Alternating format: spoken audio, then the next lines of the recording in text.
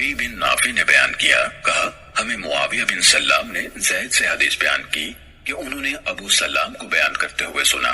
وہ کہہ رہے تھے مجھے عبداللہ بن فروخ نے حدیث بیان کی کہ انہوں نے حضرت عائشہ رضی اللہ تعالیٰ عنہ کو فرماتے ہوئے سنا کہ رسول اللہ صلی اللہ علیہ وسلم نے فرمایا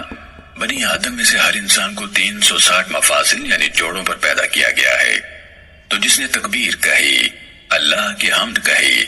اللہ کی وحدانیت کا اقرار کیا، اللہ کی تسبیح کہی، اللہ سے مغفرت مانگی، لوگوں کے راستے سے کوئی پتھر ہٹایا، لوگوں کے راستے سے کانٹا یا ہڈی ہٹائی، نیکی کا حکم دیا یا برائی سے روکا، ان 360 جوڑوں کی تعداد کے برابر تو وہ اس دن اس طرح چلے گا کہ وہ اپنے آپ کو دوزخ کی آگ سے دور کر چکا ہوگا۔ ابو توبہ نے کہا بسا اوقات انہوں یعنی معاویہ نے یمشی چلے گا کے بجائے یمسی یعنی شام یا دن کا اختتام کرے گا کہا۔ صحیح مسلم حدیث نمبر 2330۔